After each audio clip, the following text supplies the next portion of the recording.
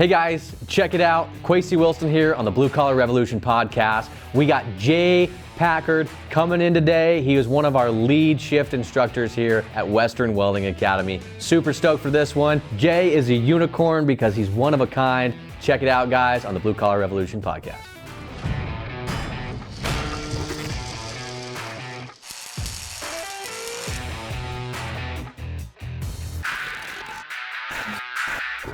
Jay Packard.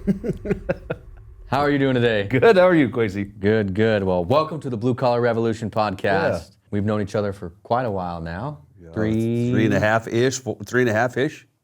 Maybe even 4. It's crazy. Mm-hmm. Everybody, he's known as the unicorn. He's one of a kind. So just so you know that. Makes me feel weird when people say that. The goal here is to really just talk about you and your experiences and your experience here at Western and your experience before in the field. And, you know, you've been here this whole time through this roller coaster ride of the birth and life of Western Welding Academy. First off, just tell me a little bit about yourself, what you think people should know. Before Western, I'd never been caught on camera or podcasts or social media or anything like that. I didn't have Instagram or TikTok or none of that garbage. Yeah. Until I came to work here, and then I realized they were shooting me, and I thought I better get on the social medias and see what this looks like. Yeah, at least look at yourself or something. Yeah. I don't know what to say about myself, man. I just was a welder. I just came out of high school looking to weld. Got an opportunity with a company that would teach me to weld. Mm-hmm. They put me to work, and my career soared. I took it seriously and enjoyed every minute of it. Did you plan on joining the trades when you got it? When you were in high school? Were you thinking about it? Did you have a career choice or? I didn't have a career choice. I knew I wasn't going to college. I was not great at school. I was great socially, not academically. I was always in auto mechanics, machine shop, welding class. I always took the trades type of classes. Mm-hmm. I didn't really have a path until I think my senior year. My welding teacher, Mr. Cheney, handed me an application for TIC, which was a giant construction company at the time. They would hire me. They would send me to Steamboat, Colorado, to their trade school for 2 weeks, once or twice a year. It wasn't very long. It was just enough to give us the skills and then keep us working while they trained us. And so I took the opportunity. And I worked with them for over 5 years. I was with that same company for right out of high school. Right out of high school, yeah. What kind of work were you guys doing when you started out of there? The first job I did with them was a compressor station down in Douglas, and it tied into the Labonte pipeline. I don't know where it was going. It was pretty fresh. But I was doing concrete there. I wasn't even welding. I was just pouring concrete and tying rebar and being a grunt. Yeah. And then we did some Trona mines down in Green River, I think was my second job. Power plants and a big gas plant over in Lost Cabin, Wyoming. Great big gas plant. It was like a $900 million job at the time. I think the equivalent would be about $1.5 billion. It was a huge job. That's where I finally got to really do some real welding. Mm-hmm. But the industrial type of stuff, power plants, gas plants, refineries, facilities, Sinclair, places like that. Stick welding most of the time? Mix of everything. A lot of stick when I was doing structural. When I was at Lost Cabin, it was a lot of TIG. I ended up on stainless, 12-inch Schedule 40 stainless for like 9 months straight in a hooch, prefab. Probably fun at first. It was actually that was probably the funnest job I was ever on. Really? All that stainless, yeah, because it was my first real welding job. Started out doing some stick. Started my welding truck there. Had just barely kind of dabbled in some TIG and some stainless, and to get the opportunity to be on 12-inch stainless for that long of a period of time when it's that new it was unbelievable. It's new material. Oh yeah, it was so awesome. Yeah, I just couldn't believe that they let me be the guy on that much stainless out there. It was wonderful. That's cool. Yeah. Nice. So you did that for about 5 years. With TIC, I was with TIC for about 5 years. Yep. How long were you in the field before you came to Western? So I started TIC in 1997, and I started in Western October of 2020. So 23 years. 23 years in the field. Not all welding. Some, there was a couple of years I was still learning and grunt work, but the vast majority of it was welding. And you stayed, most of that time, you stayed in the welding industry? Yeah, somewhere in the welding industry. So first 5 years was TIC, mainly piping, a little bit of structure. Then I kind of got tired of traveling around for a while, had started a new family. So I moved back to Gillette, went to the mine for several years, ended up running wire feed, being a wire monkey there. And then my personality is I'm a traveler. I'm kind of I'm a vagabond. I can't stay in one spot very long, or couldn't. And so I drove to that mine day in and day out. And I remember looking at them silos one day and I thought, I can't do this Can't again. do this one more time. And I just happened to pass a bunch of welding trucks going by, and it was that day I started putting my welding truck back together, and it was about 2 months later I was back in Midwest Wyoming testing for Anadarko on some pipeline out there. Nice. And then from there it went from Midwest, I stuck there for a while. I'd bounced around Wyoming for quite a bit, 50 buttes out on Highway 50, and then it was Montana, Colorado, Guantanamo Bay, Cuba is always that's my go-to. That's like my pinnacle story. When you get to go places like Guantanamo Bay, Cuba, you're like, I finally did something pretty cool. We'll have to talk about that. Fun fact, little side note, I had a text message today from a student pissed off, dropping out because I guess somewhere in a video somebody said wire monkey. And he's like, he was so mad. He's like, F you guys and F this, I'm not coming to this school. And then he said, and you guys don't require a high school diploma. I was like, fair. Okay. Noted. So you don't like that we don't require a diploma or the wire monkey? Yeah. And I think it was a video of a kid that's like, I was a wire monkey and now I'm learning, Yeah. weld pipe. I'm like, whatever, dude. It's love. That's how we show love, man. That's right. how you got your pipe fitters, we call electricians sparkies, wire welders, wire monkeys. Like that's how you show love in the industry. You give somebody a little bit of crap and Don't have such soft hands and feelings. dude, that's where some of it's gone downhill. The feelers are too prevalent.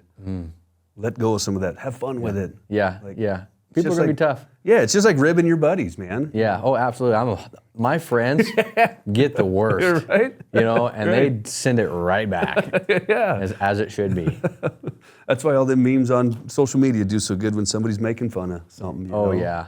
We heard about one of your favorite jobs, doing that stainless. Tell us about like your least favorite job, something that you remember and you were like, man, I didn't much like that. My least favorite would probably have to, because there's a lot of difficulty. Like you're always in a challenge. But my least favorite would probably be out at the mine. I didn't mind running a wire, but I freaking hated grease. Oh yeah. And you get you That's get dirty into down there. freaking dragline tubs, or you got to cut a pin bore out of a shovel dipper, and it's just full of grease and crater, and you can't walk into places without getting dirty. Yeah. I despised having to work on some of that stuff Yeah. sometimes. They'll bring something and you think, oh, this is going to be a crappy And the day. smell of hydraulic Oh yeah, fluid they're and- just filthy. Yeah. You cannot get anything clean. Some of that grease they use is actually decaying. Like that is part of it. It's decaying actively, and they're adding it to these parts. And I'm just like, oh, it smells terrible. Oh yeah, so disgusting. I freaking hated that. When the work was good, it was really good. But when it was bad out there, it was miserable bad. Yeah, I didn't much like when I was in the coal mines. I didn't much like the mentality. Yeah. It was more of like, I get paid by the hour, not by what I actually had a guy say that to Yeah. me. He's like, we were doing something simple, grabbing a few parts by hand and walking them down a couple bays. Right. I piled myself up like this and I'm walking and the dude like stops and looks at me. He's like, we get paid by the hour, not by what we do. Yeah. And I just never really liked that attitude. It's Right. like, well, you don't really accomplish much with that. And It's a personality, man. Like For sure. Like coming from construction, especially when your job is to work yourself out of a job. Get this job done as fast as possible, as cheap as possible, so you can move on to the next job. That's what we do. That's the mentality you learn in. And then when you go to a place like a mine or somewhere that's a little bit more stable and consistent, permanent, they get in that mentality like, hey, I'm not going anywhere. Let's just Right. take our time and dink around. And screw that. I got stuff to do. We got to get this done so we can get the next one there's done. a reason they hire contractors out at the coal mines. Right. Because the contractor's going to go in there with that, let's get it done. They right have that now mentality. Their paycheck is determined on how fast they get it done. Yep. Yes. Yeah. I noticed that when I worked at Proline. Like it was Yeah. we're running circles around the guys working there. Yeah, right. It's like, get the hell out of the way. We got to get through here. Yeah. So you worked in some cool places. You've been all over. One of them was Guantanamo Bay was the coolest. I don't know if it was a cool place. It's a cool story because I think at the time, I think the U.S. was just transitioning to a point where we could maybe fly down there. But it was a military base, so I had to go with a contractor that was set up with the military. I had to do some background checks and all this garbage. But the cool part was they flew me down for 3 weeks. I did my job, and they flew me back for a week, 7 days to stay home, and then the cycle would start over again. I believe it was 510s. We had the weekend off. I can't remember now. Anyways, we were welding. We were converting a JP5 fuel tank, which is jet fuel, I think, into a diesel tank, and we had to seal the roof. So it was, I don't remember how many thousands of feet of overhead weld, but it was 60-10, 70-18, all overhead. It was all 1/4 inch plate, lap welds.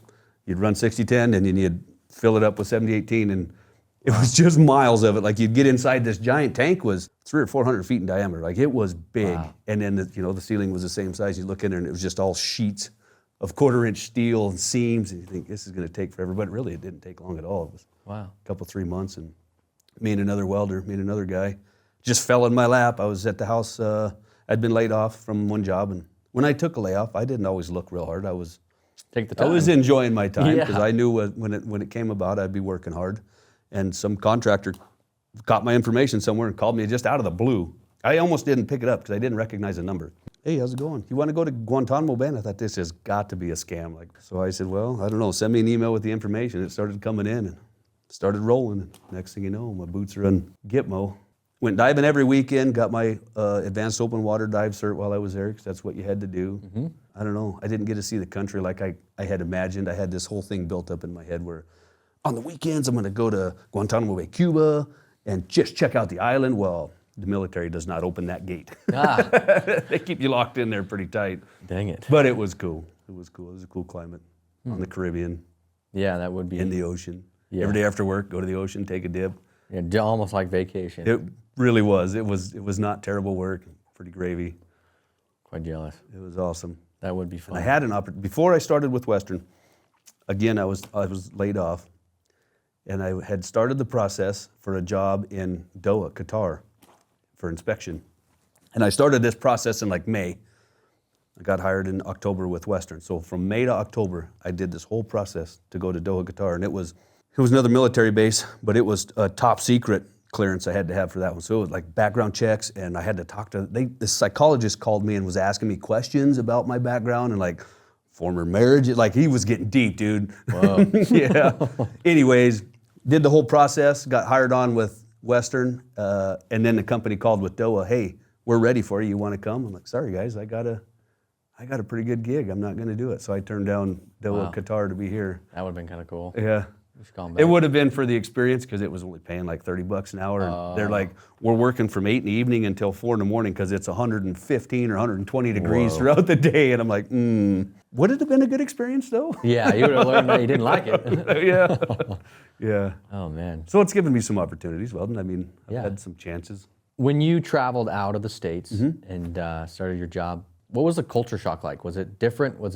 I know you do a lot of traveling personally, right? So what was that kind of, was there a pretty big culture shock or what was it like? It wasn't terrible because like Guantanamo Bay, for instance, it's literally like a state that they've fenced off in the middle of Guantanamo. They hire people from the Philippines. A lot of people from the Philippines actually take care of the place. So you could get some weird food if you really wanted to. Sure. I'm not a big foodie like that. I don't want to eat bugs or lizards or nothing, but but there was always some chicken stand that the Filipinos were running, and I thought that looks like salmonella to me. But yeah. Otherwise, the culture shock wasn't that terrible. What worked on me probably the most was I kind of got island fever because it's only so many miles long and so many miles wide. And coming from Wyoming, you got unlimited amounts of space, right? If you're bored here, you go over there. Yeah. On the base on Gitmo, it was really easy to find each border pretty quick, and you've seen the whole thing, and you start getting itchy to go somewhere. Yeah. Yeah, I've never worked on an island like that, but I've visited, and I went to the Virgin Islands. I can't remember the name. It's not, I jumped around on a couple islands, but one of them was like 13 miles across. Yeah. And like I was in the airplane and I could see both sides, and I'm like, I could conquer this in 24 hours. Yep. Exactly. I'm so used to Wyoming where it's, you see indefinitely, and then I see this island and nothing but water. Like, me and like 10 of my friends, Right. Yeah. I hear a lot of people think I'm just going to go live on an island, and then they do it, and you think, man, this sucks. I've already seen it all. Right. There's not much of a difference from this side of the island to this side of the island. Yeah. I guess one culture shock I could say is being around the military there. That was a bit of a shock to me because I've never done anything with the military. Yeah. I don't know the term. It's a joint base though. So Army, Navy, Marines, Coast Guard, everybody shares this base. And so you get to see like, no disrespect to any of our troops. I respect them all. But there's a difference between the levels. Like Army and Navy, so you take the Army and Navy, they're obviously the brainchild. Right? They're the brains. Because they're all a little bit soft. Yeah. Sloppy, chubby, right? When you go to the mess hall with those guys, they're kind of untucked and they might have a belly.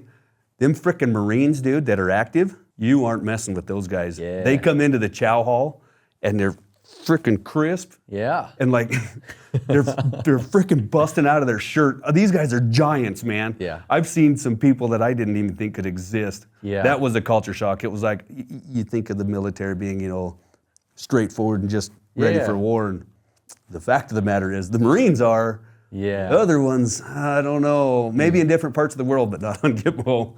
Huh. But like I said, I respect them all. They all have their love, but For sure. there was a difference. There was definitely a difference. Each one of those branches they're attacking each other on all fronts. I watched this Marine in the gym because I got to use their gym facility. This guy looked like the Incredible Hulk, man. He was a beast, and he was doing these pull-ups like this. He would pull up, push straight out, all of it on his shoulders, pull back, and he was doing that, and then he'd go up from there like. Yeah. It's like there's no weight there. There's no gravity. It was wicked, man. That's cool.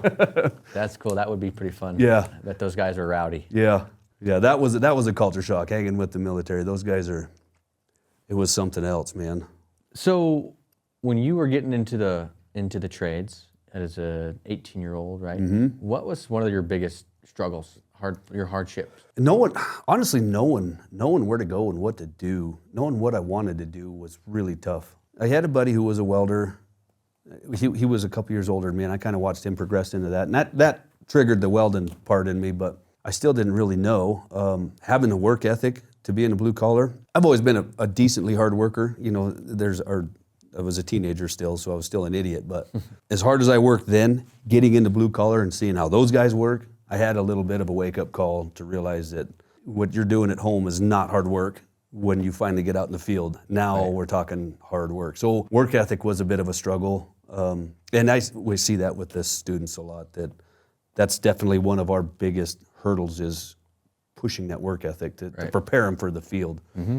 And I don't know, maybe you got to be out in the field to see it, to finally get hit with that reality. But yeah, that's a hard one to emulate. It is. Really is, because ultimately, like, it boils down to money. Yes. And like, hey, you're not gonna have a job, and if you want money, you gotta have a job, and and it's just that you're gonna get fired. Yeah. And that's the difference. The difference is they're paying to be here for us to bark at them like a superintendent. Right. Whereas I was getting paid, and I had something to lose. Like, I was with TIC, I was getting paid to have a job. They were paying me to go to school. Mm-hmm. Like, I was going to lose something if I didn't fall in line, and so it was either figure it out or don't. Getting built for that work ethic, and then once you're in that mode, you can stay in that mode. But getting there at first was pretty tough. My first job, that compressor station, was 7/10s, 7 days a week, 10 hours a day, middle of the summertime, pouring concrete, digging holes, tying rebar. Like, I had never worked that hard in my life up until that point. And people are just looking at you like, what's your problem? Oh man, I was whipped, sunburnt. I was whipped. Yeah, tying rebar sucks too. It does suck. It's a terrible job. Yeah. When I started off roustabouting and doing some welding right away, like, I was working around older dudes, and they were just like outrunning me, and I'm like, where? Like, this guy Danny, he would eat an apple, and it was like he had 3 Red Bulls. Like, he would just eat an apple, and that dude could just go. Right. And I'm like, wow, and same with when I was working at Proline. We did, Proline got in a little trouble with the coal mines because they were overworking people. But I was doing 192 hours of paycheck. Like, there was it was no days off. Right. It was, go to work 4:30 in the morning, get back to town 8:30 at night, do it again. I remember my first 3 days, I walked home, I got into my house, and I took my pants off, and I passed out in my living room floor.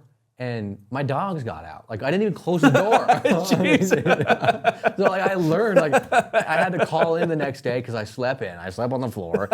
And I'm like, dude, my dogs are gone. You know, and they're just laughing at me. They just sat on the phone and laughed at me. Hurry up, dude. Hurry awesome. up. Did he close the door on the way in? Dude, I didn't. My dogs ran away. Sleeping as soon as you jumped out of the truck. Yeah, dude, it was awesome. It was a lot of hours and it was a lot of work. And man, and we were doing like, you know, there'd be times we were doing red frames on shuttle bodies. And I remember they switched me over to night shift and we're on this red frame and they just air arc this big hole. And they're like, yeah, you need to go in there and grind it flat. For 14 hours, I freaking was grinding. And the pain in my bones and my joints, and I was just like, I'm like just dead, dude. It was like, it was crazy. So I learned. Yeah. So tying, when I was started that first job, but started tying rebar, right? It's all, we didn't have the little whip with pliers. You'd stick your wire under, grab your pliers, and tie it up, right? And you're squeezing that all day long.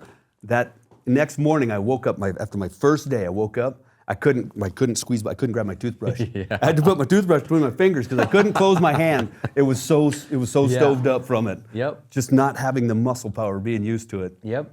It was rough. That was the hardest part. I look back now and I think, how did I even make it through that? Must have just, I don't know, maybe I was too dumb to know any better. Yeah. But whatever. Yeah. That and welding for me didn't come real natural either. Really? No. Had to work for it? I had to work real hard for it. I did the whole TIC school.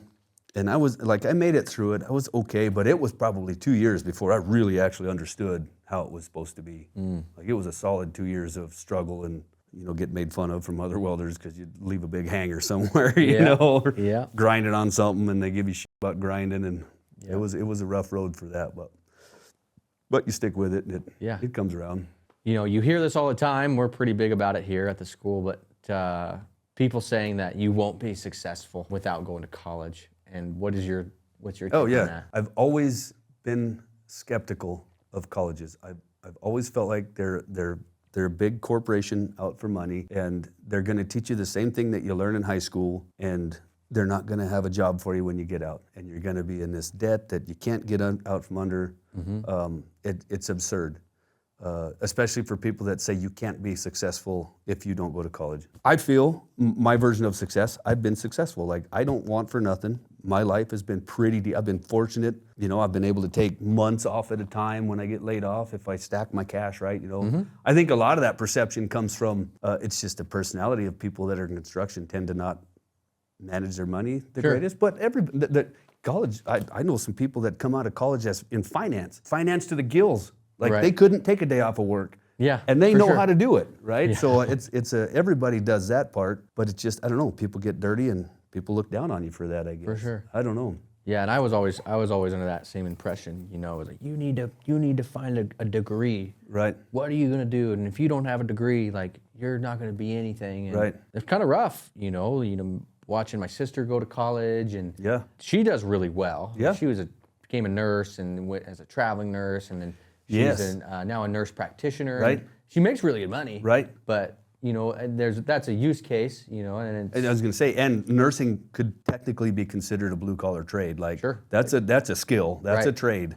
Because that's one of those, you go get that degree and you are going to be working and making money. Yep. And, you know, and then seeing that, and then I was like, I'm not going to go to college. And then I was worried, and I ended up going to college for a blue-collar trade. Right. Right. So it did benefit me in a way, but it was also super cheap. Yeah. I mean, I paid for it. I mean, getting into the trades, I paid my college off my first year. Right. So like, but I don't even use it. You know, like I actually use it more for fun than I do for work or. Yeah, but did you do the 2 year or the 4 year? 2 year. My ex-wife had a master's degree in counseling, and she was pretty smart, but she would always say either a 2 year degree or like a doctorate, but everything in between is kind of useless. Sure. So 2 year degree, you know, welding degrees, you went for machining, right? Yeah, machine tool technology. Machine tool technology, things like that you kind of need anyways because there's a lot of math involved. But those smaller degrees I don't think are bad because you're not in debt to your teeth, right? I mean, it's not that terrible, but you get into a master's degree, I paid my ex-wife's college off. $67,000. I was on a job. That was the job in Great Falls, Montana. I was making $5,000 a week, 20 grand a month. I paid her college off. Right. 67 grand. She was tired of the bill. There you go. Let's quit paying college debt then. Right. I paid that off without college. She used to always be a little bitter about it. Be like, That's I went to hilarious. college and racked up all this debt, and you make more than I do. Well, Right. that's the way it rolls, man. Right. Yeah, and I think people get too, society's, and it's monopoly has done this, money, and to teach us in the schools that like you have to go. Yeah. Not because it makes you a better person, not because Right. you're way smarter than everybody. It's just actually because, I don't know, I just think people need to realize like, hey, Yeah. and what defines success, right? Is Right. it money? It's personal. Is it yeah. intelligence? Is Yeah. it love? Is it, like Right. what do you define success Yes. as? And I think people really need to really sit down and find that for themselves. What is your and then version of decide. success? Absolutely. My version is time. For sure. At this point in my life, I value a lot of time. If I can have time to enjoy what I'm doing, I'm good to go. It doesn't matter what it is. I don't require a lot of money. I've set myself up because of welding Right. to the point where, I could probably live on 50 grand a year if I had to. Maybe not get to travel like I like to, but I'd have the time to enjoy what I want to enjoy. For sure. My grandma used to always say people go to college. It doesn't prove that they're smarter, it proves that they're trainable. Yeah. Makes sense. Yeah. Some of the smartest people I know are blue collar. Yeah. Some freaking Well, and that's the thing intelligence is a out lot there. of people don't actually know the ins and outs of what it truly takes. Yes. It's like, oh, you're a plumber. Like, you know Yeah. how hard it is to become a master plumber? Right. Like it's not Yeah. an overnight thing. Yeah. And there's a lot of math that's involved and science, like Yeah. like the chemistry that in welding alone that's Right. involved in what you're doing. And I always like to say to some people, I don't say this to everybody because it just sometimes just Yeah. whatever people say, but I'm like, being a welder is you're literally using electrons to form crystal structures. Right.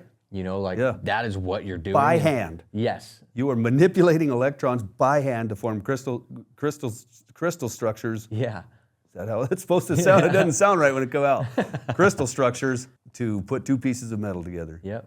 By hand, running liquid metal. And you can change the crystal structure if you know what you're doing. Yes. You can change the size of the crystals and the strength and Yes. the ductility, and which kind of drags me into this next part. So you're a CWI. Yes, sir. And how long have you been CWI? I got certified in 2016. Almost 10 years. Yeah, I just did my 9-year renew in February. But I got it in 2016 when I was, it's going to sound like I did nothing but be laid off because I was laid off again. I finished that job in Great Falls and I was living in Alpine just enjoying the weather. And I got to thinking to myself, I was like, you better not waste this time dinking around. Like you better do something with it. So I took it upon myself to go get my CWI and just set myself up for the future because it's a Yeah. natural progression. So For sure. I got it in 2016, and then I didn't actually really pursue a job or a career in it until I want to say 2019-ish, somewhere in there. It was right before I came here. I was inspecting, and then now here I use it a lot. But How hard was it? it was the toughest test I ever took, and I'm not great at tests, but it was very difficult. And I know several people now are on their second. It's gotten exponentially harder too. Like I'm fortunate I took it when I did, because watching these guys take it now, I don't think I would get it. I don't think I'd be. Wow. It's that much harder. Wow. Like the guys that are taking it now and failing, they're not guys that would be failing it. It is difficult. I think they advertise like a 30% fail pass rate or something like that. Wow. Super tough. Because I get people asking all the time, like, I want to become a CWI. Is your course worth it? And that one's kind of hard for me to answer. This is just my perspective, but when I took mine, I had been welding, and I ended up in a class with a bunch of engineers, and talking to those guys, engineers go through who knows how much schooling, right? I don't know, 4 or 5, 6 years, whatever it is, and they take tests, hard tests throughout them years of school. These guys know how to take a test, and every one of them I talked to said that was the hardest test they ever took. Was that CWI test. I don't know who passed or failed, but what I kind of gathered from the conversations was I had a bit of an edge. I had a little leg up on them because I was actually welding, and I could understand when we were talking about rods and some metallurgy and what that puddle should be doing or what that metal should turn out like. I could visualize what it was supposed to be because I actually welded with a certain rod or whatever. Right. Or I was in a position that it was in, or I had taken many tests. Some of the guys couldn't figure out why we test the way we do or whatever. Right. And I'd been, you take a test every job, so I'd understood, this is why we test that way. Right. And I think that's another big portion of the welding that people either just don't know about or don't want to learn about. But metallurgy is, all of it. and it's in I mean, I think it's fascinating. Yes. For one, I think it's really cool. I took a metallurgy class in college, Yeah. and I learned a lot. I was actually number one in that class. I got like the highest, test in there. I mean, there was only like 16 of us, so it wasn't like that impressive. But Yeah, but that's 16 others that you beat, man. and it was really cool to me because knowing that stuff helped me later and at a job. Like we were pulling risers out of the ground. We were roustabouting and we were pulling risers out of the ground, old drip lines and stuff, and we were using a backhoe, and the tooth broke out of the bucket, like completely broke out. And I went to repair it, and I knew metallurgy, so I preheated everything, got things up to temp, and really pounded it in there. It was all stick, and then covered it with insulation and took its time and let it cool. Yeah. And I had a guy, he was just like not about it. He was an oil field done guy, and I'm like, I argued with him. I'm like, this is the one thing I'm telling you, man, we can't rush. Like, and he tried to break it. Couldn't break it. Nice. Like the teeth are different than the body on the bucket. The body piece broke off. Yes. And that's what I spent time making sure. And we pulled a few other locations and it never broke. And to this day, I know it hasn't broke still. And I hold pride in that. I'm like, I know because there's a right way to do things. There's a right way to do it, yes. And you only know that if you know why the crystal structures and the metal are going to react that way. And Right. And there's some science behind it too. Like science has proven this is why you heat, let's say P91 chrome to, I'm probably going to get it wrong, but 11 or 1200 degrees when you post-weld heat treat it, because that's where the crystals start to move around for the structure to stabilize. And then you can't bring it down too fast because they'll move back to where they're going. Like there's scientists who have spent decades of studying these things to figure it out. It's a crazy concept. It really is, and it's really cool. And like if you're ever getting into like knife making, like you need to know how to temper. Yes. What do you know what tempering is? Is you're rechanging you're taking that stress out of those structures, those crystal structures, and knowing how to shape them by how fast you quench them and cool them. And to me, that's just fascinating. I think that's really cool stuff, and I think people need to not discount that as much. Right. Like you could be a great golden arm, slick hand, but the more you know, be a pipe fitter, be a metallurgist, Be all of it. be a welder. Like Yes. it makes you just so much better as a. Probably one of the single best experiences that helped me in my career was pouring concrete, tying rebar and pouring concrete. That laid my foundation for fabrication. Really? Yeah, using a transit, using auto levels, having to plumb concrete walls, and just doing all the math, getting a hold of prints, area views of your work site, and having to subtract all the little dimensions to come up with the dimension you need for this concrete slab. And like I can almost visualize some of them prints. They were so overwhelming at the time. There's so much information on there. Right. After I learned that and got into welding, every other print looked good. So it doesn't matter what it is. Do it like you intend on doing it forever. Right. And learn everything you can about it, because it will set you up better for something different, for sure. In your career, working, and maybe in personal life too, who was one of your biggest influencers and mentors? I mean, the stereotypical, my dad, that guy put in 37 years at one of the mines, and he worked all the hours he could work to set us up. He was a super hard worker. But that buddy of mine, Ryan Taylor, of course, his dad was a welder, and he was the one who became a welder, and he's the one I followed around when I was younger. See, I got to see his welding truck when I was still pouring concrete and tying rebar, and had something to look forward to. Sure. He was the first one to let me weld on a piece of pipe ever, trying to put a root in, and it went so terrible. But oh geez, and then there's, I don't know, it's just everybody you come in contact. Those are my two that I can think of right away. But there's so many people you come in contact with. Like I never considered myself a really great welder. Like I don't know, I guess I always figure there's somebody else better out there, and I don't want to have that guy show me up and run me into the ground because I spout off about it. But there are some frickin' guys out there that I look at and I think, how is it even possible for you to do it that way and be successful? Like so fast and slick, and everything's just beautiful. And you're back here going, I can't hold a candle to that. Like, how do you do that? So you're over there watching that guy to figure out how he's doing it. Yep. Josh Worthing, he actually came and helped me at the weld competition. Josh Worthing, a buddy of mine that I met. This year's? Yes. Okay. He helped us do some judging. He had a spare Saturday. I called him like the Thursday before. I was like, yeah, come down. I met him our first week down in Steamboat with TIC. So he's a friend of mine that I met through the school, through working. So I've known him for, oh my God, I'd have to do the math, well over 20, 25 some years. That guy, he's one of those guys. he was always super, super freaking humble. He'd be like, no, I don't know if I can do it. It's like, Josh, you're the best welder on this job site. And then when he finally welded, he's like, yeah, see, I don't know, it didn't look that great. But he's probably one of my biggest influences too. Super good dude, super humble. Yeah, humbly super down confident. to earth. Yeah. Super smart. Great big guy. Great big dude. Not that, comes across as a big dumb guy. Like I Yeah. love him to death. Just one of them guys that comes across, he just doesn't, but he's one of the smartest dudes I have ever met. For sure. Pipe fitter, it doesn't matter. He can figure it out. You know, there was this old guy, I can't remember his name, but he was an old engineer for pipelines. He was just one of those people, like, drove an old beat up car, older gentleman, and everybody would just like doubt that guy. Yeah. But man, he would outwit them all. Yeah. You know, and he didn't spend his money on lavish things. He just, Yep.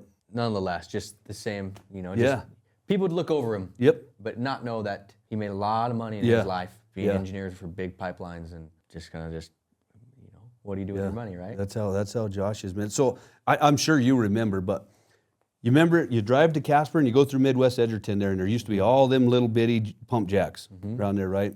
TIC had a project with Anadarko to remove all of those pump jacks and install stainless risers and pump CO2 into the ground to recover that oil.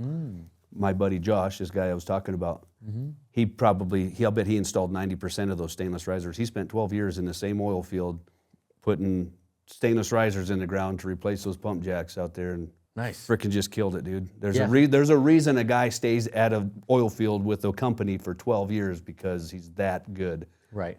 You know, yeah, just They don't treating want you it to right. go anywhere. Right. Yep. Running his welding truck 40 miles from the house, just breaking it in, just digging it up. I just kind of wish my welding instructor in high school would have told me, especially being in this area. I wish Yes. he would have told me about pipe. Right? He never really explained it to me, and I didn't know the money that could be made until I came to Western Yes. Welding Academy. I was like, wait a minute, Yeah. I'm not a welder. You know, I'm like, Yeah. I didn't know that. Like, Yeah. I looked at traveling machining, like they'll Right. take machinists and put them in shutdowns, or like, Yeah. what are they called? Where the employees are on strike, the strikes. Oh, and yeah. stuff like that. You Yeah. know, I looked into doing some of that and whatnot, but I didn't know. If I would have known, like I was even doing pipe welding as a roustabout. Yeah. Mostly low key, low pressure, no. Right. If I would have known, I would have really. I looked at doing my own truck, but I didn't know. I'm like, wow, why do I do my own truck? What do I do? Like, Yeah. I didn't know all these things. And Right. here I am learning. Yeah. Yeah. As a 28-year-old man. I wanted to be a welder, and I didn't even know about welding trucks until probably 3 or 4 years into my career. Sure. And I'm like, wow, what the hell? That guy's got a pretty cool truck. Yeah. And they're like, yeah, that's the dude you want to be right there. Yeah. Now, when you're instructing and you're teaching these kids and you're training them and you're telling them and they finally catch, you see that aha, that aha. What's that like? How does that feel? Yeah, it's relief, honestly. Like, really, man, you can see they're hollow for a long time. You're like, you got to do it this way, and they're struggling, and they're pissed, and they're getting frustrated, and they're just blank. And then you go in there and you show them this one trick that maybe you failed to show them before, or that was the one they understood, or whatever. And when they flip their hood up, you can see you can literally see the soul in their eyes come out and be like, I got it. I freaking got it. And then Yeah. you're like, yes, that is what we're here for. Like, that Yeah. is the ultimate, you're just like, oh, good, this guy might make it now. Yeah. Because, I mean, the worry, you want him to be successful. That's our goal, right? We don't want to build a bunch of failures. So the worry is, have I done everything I can do to get this guy to figure it out? Like, you get people that speak Spanish, and I'm trying to speak Spanish to them to get them to understand, everything Yeah. I can do.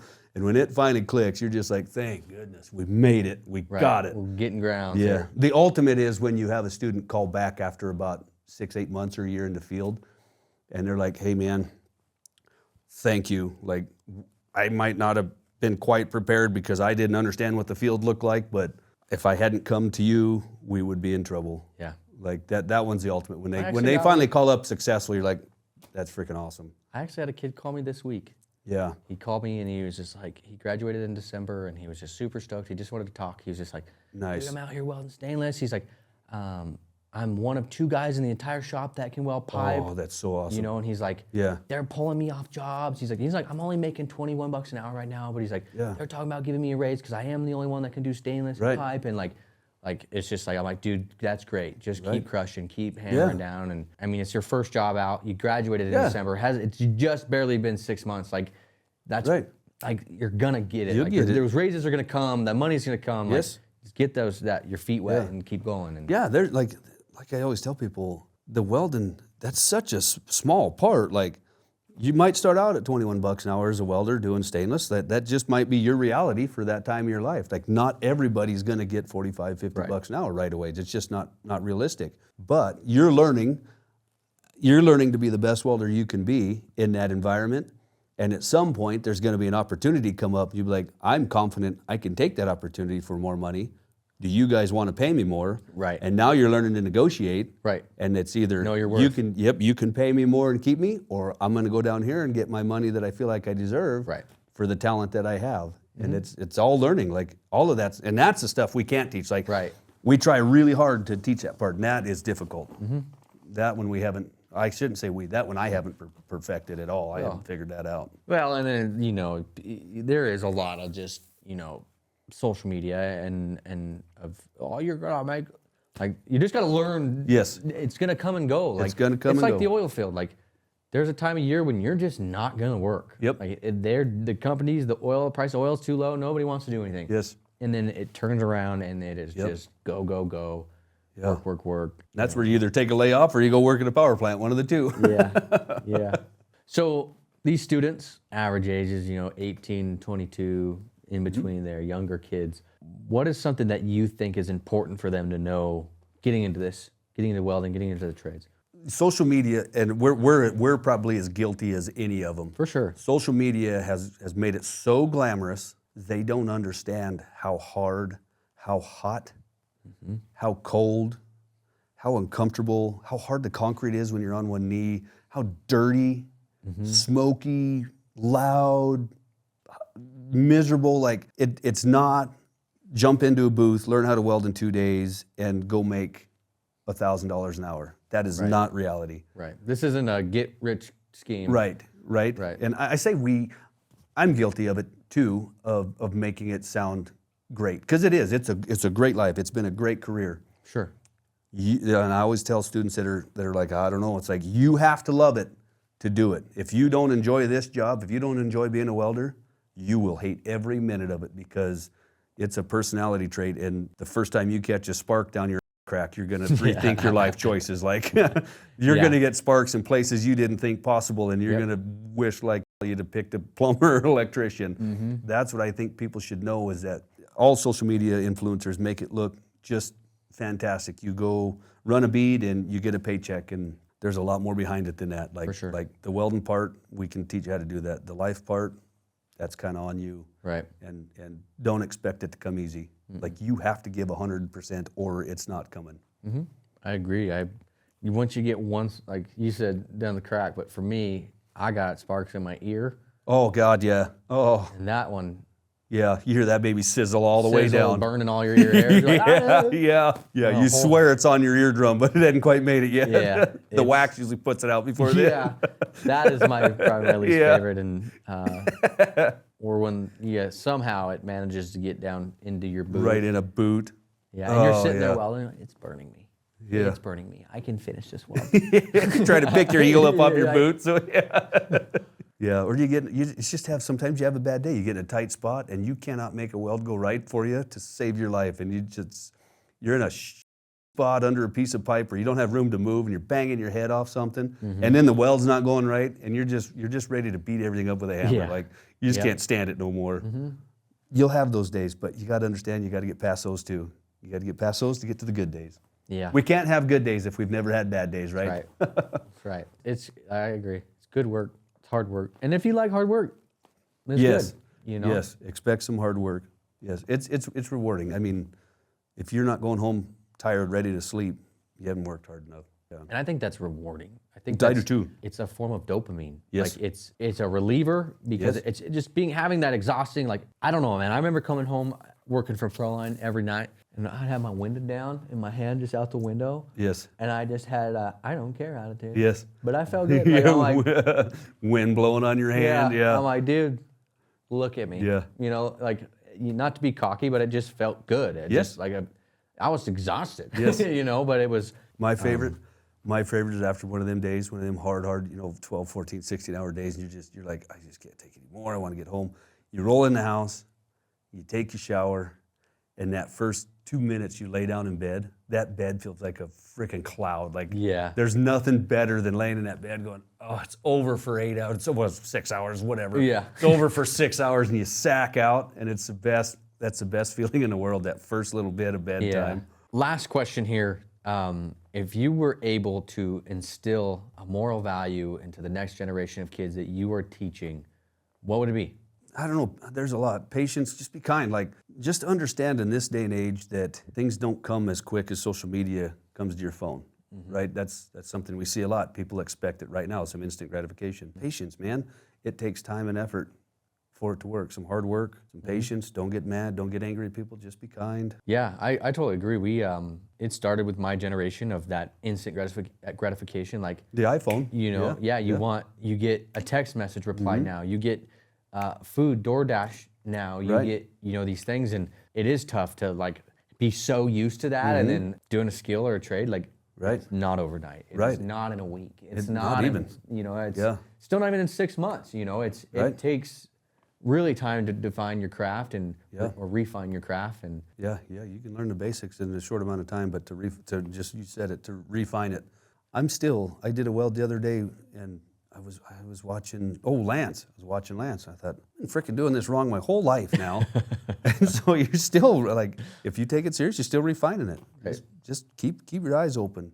Eyes and ears open, mouth closed. And I think too, it goes in with that. Be patient. Like, stop trying to grow up so fast. Yes. Like, adulting's coming. Like, You'll get you're not there. getting away from it. Yeah, right. You'll get there. It's going to consume you actually, and like, don't rush it. Like, Yeah. it's you're gonna find a job. Like, you're going to get money. You're gonna make money, and you're gonna be successful. And like, things are gonna come. You're gonna be able to buy the things you want. Right. But like, it might not be right now. Are you gonna get that job that pays well? Yep. It's gonna take time, and it's gonna take.